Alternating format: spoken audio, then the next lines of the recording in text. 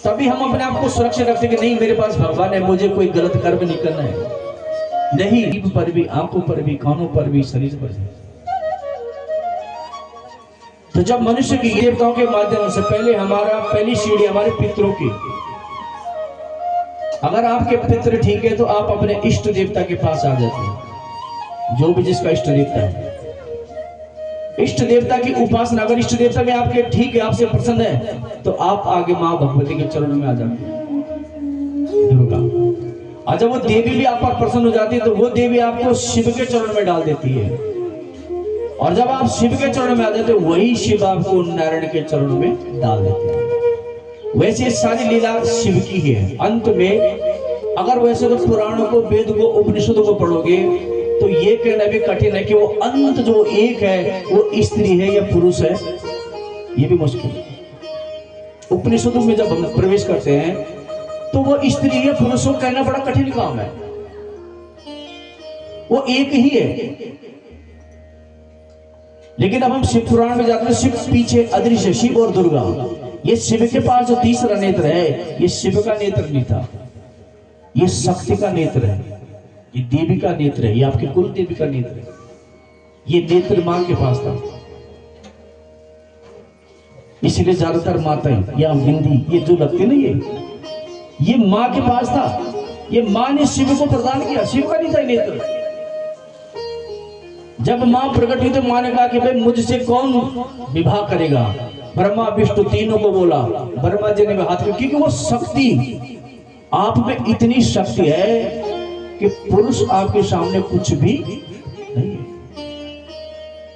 स्त्री एक बार में 9 दुर्गा, एक बार में 9 काम करती। 9 दुर्गा आपके पास 9 हाथ है। अब बताओ क्या है 9 हाथ? कभी विचार किया? विचार करो।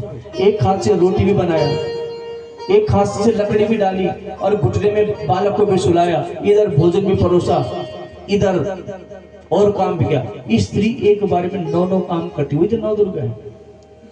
ये शक्ति पुरुष में नहीं है। अगर उसको किचन सौंपा जाए तो वो सारा बिगाड़ देगा। स्त्री एक बार में 9 काम करती, वही 9 दुर्गा है। ये शास्त्र, ये शक्तियां कहीं अलग नहीं है, ये हमसे जुड़ी है।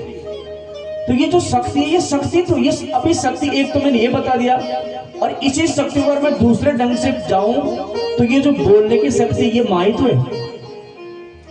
ये जो सुनने की शक्ति है, ये जो देखने की शक्ति है, ये जो सूंघने की शक्ति है, जो चलने की शक्ति है, ये भी तो मां ही है।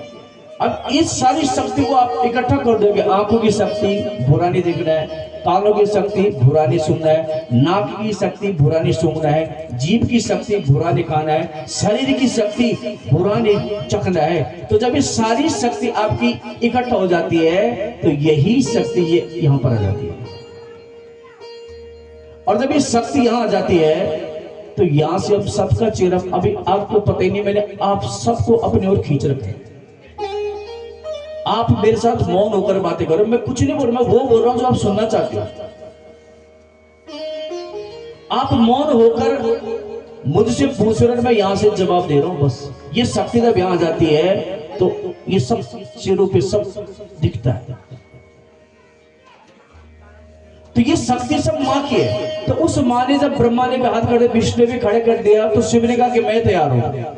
लेकिन शिव ने जब मां की वो तीसरा नेत्र देखा तो शिव ने कहा कि मुझे पहले तीसरा नेत्र दे, तब तेरे से ब्याह करूंगा। और मां ने जो है तीसरा नेत्र भगवान शंकर को अर्पण कर दिया। शंकर जी को जब वो नेत्र अर्पण किया तो शंकर जी ने वो तीसरा नेत्र से कहा कि 2 नेत्रों से ये स्त्री इतनी सुंदर लग रही है, तो तीसरे नेत्र से कितने सुंदर लगेगी। और शिव ने जब वो तीसरा नेत्र खोला तो वो शक्ति भस्म हो गई। जब वो शक्ति भस्म हो गई तो शिव ने एक अंजलि उठाकर 1, 2 और 3 ढेर बना दिए। उसी से पार्वती बन गई, उसी से सीता बन गई, और उसी से राधा बन गई, लक्ष्मी जी। अन्य जो बच गया, भगवान शंकर ने फूंक मारी और समस्त मातृशक्ति प्रकट हो गई। तो ये शक्ति तीसरा नेत्र का अर्थ है, ये भस्म करने वाला नहीं है, ये ज्ञान नेत्र, यानी काम, क्रोध, लोभ, मोह को क्या कर देता है? भस्म कर देता है। इस नेत्र का ये अर्थ नहीं कि हम किसी को भस्म कर दें। यानी तभी तो शिव के पास काम भी नहीं है, क्रोध भी नहीं है, लोभ भी नहीं, तभी तो वो शमशान में रहते हैं। भगवान विष्णु बैकुंठ में ठाठ बाट से, भगवान कृष्ण भी द्वारिका में ठाठ बाट से, भगवान राम भी, लेकिन शिव कहाँ है? नदी में कौन रहेगा? शमशान में कौन रहेगा? जंगल में कौन रहेगा? जिसने अपने अवगुणों को शांत कर दिया।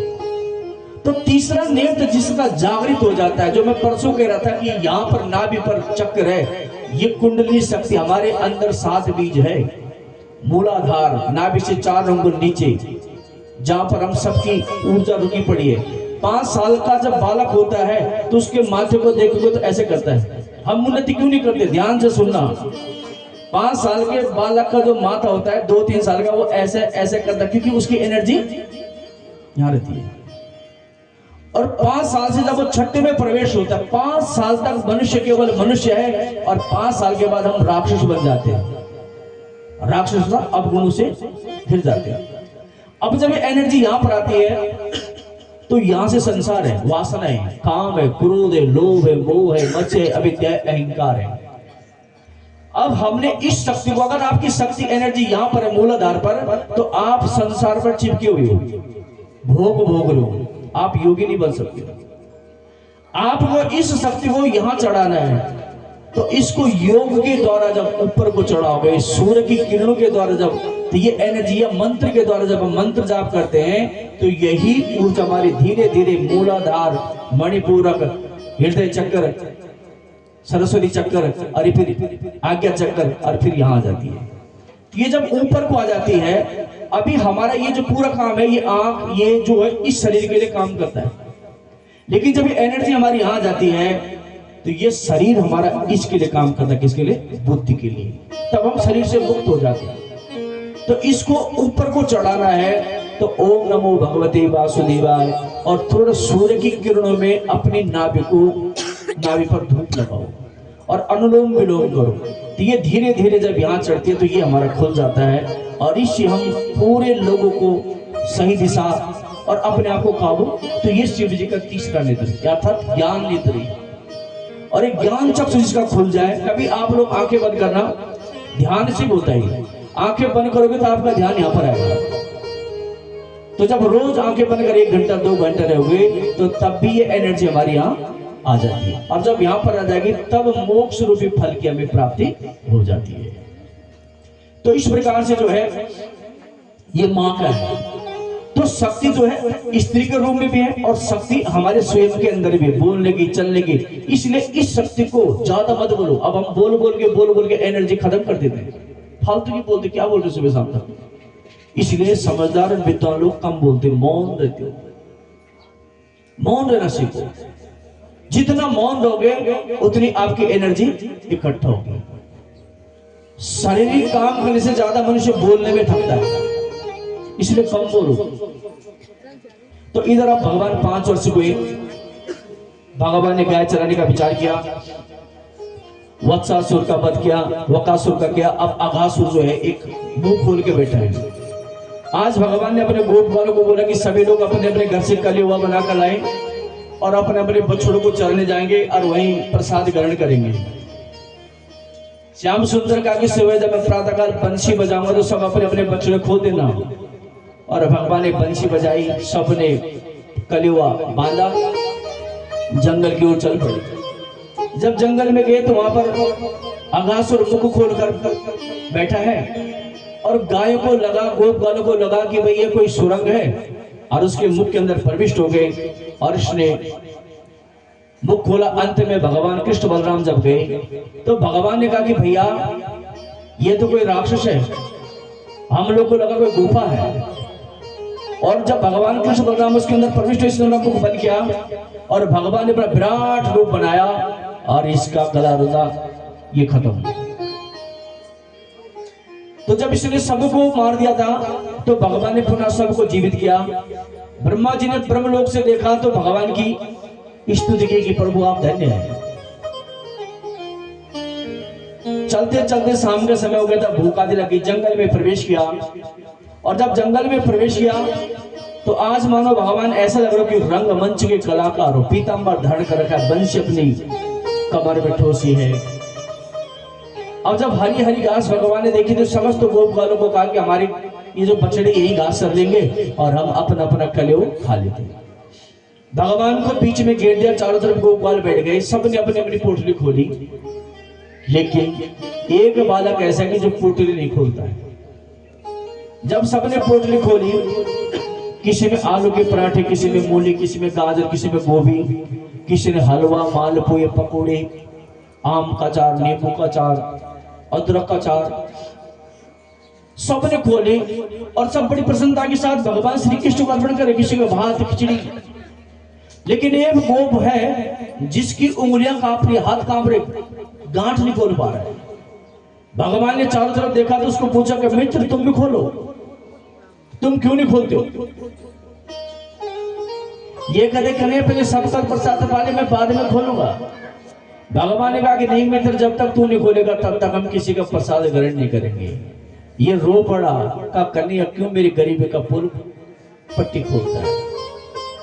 इसके पास जो थे सूखी हुई रोटी थी और अन्य लोग का प्रसाद जब इसने देखा तो इसको लगा कि मेरी सूखी रोटी की कीमत क्या होगी। गरीबी,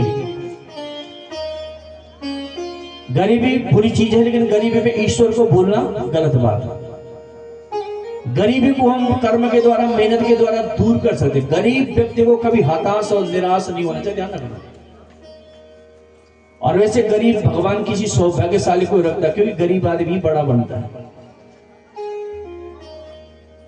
आप वही चीज प्राप्त करने की जिज्ञासा रखते जो आपके पास नहीं है, लेकिन जिसके पास सब कुछ है वो कोई प्राप्त नहीं करेगा। जिसके माता पिता ने सब कुछ दे दिया उसको क्या जरूरत है?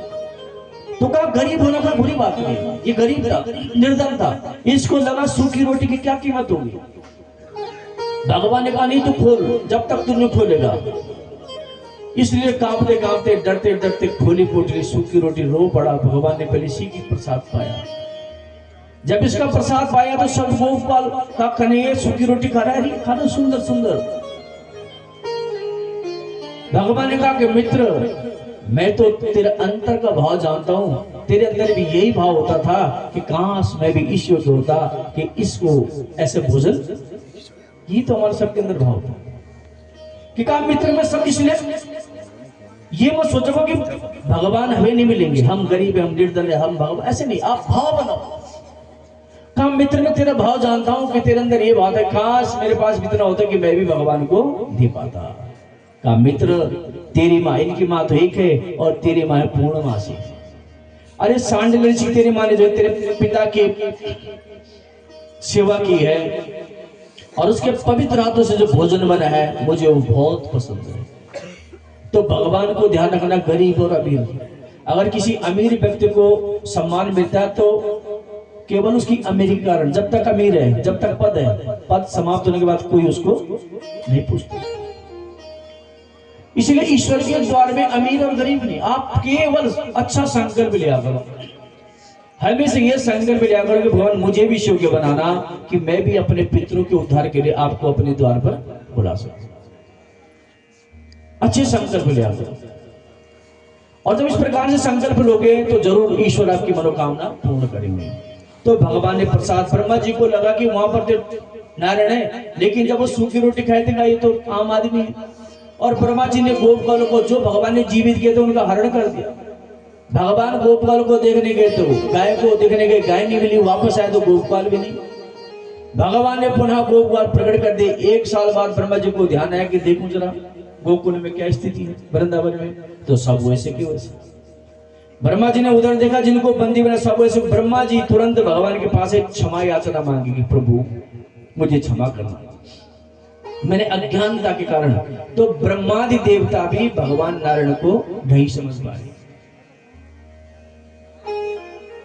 ब्रह्मादि देवता भी नहीं समझ पाए भगवान की लीला।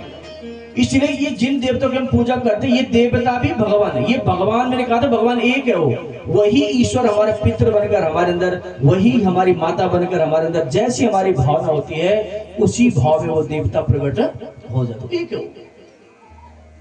अगर आपको पितृ रूप में पूजोगे तो पितृ बनकर किसी के शरीर पे आ जाएगा, मां के रूप में पूजोगे तो मां बनकर भैरव नरसिंह का सब वही हो। हरि अनंत, हरि कथा अनंता। ये भगवान ने व्यवस्था की है। और हमारी ये तो भूमि जो है देव भूमि, देवताओं की भूमि, या तो कदम कदम पर देवता है। इसलिए अपने आप को भी देव बनाओ। तो इस प्रकार से भगवान ने इसको भी आनंदित किया। ब्रह्मा जी ने क्षमा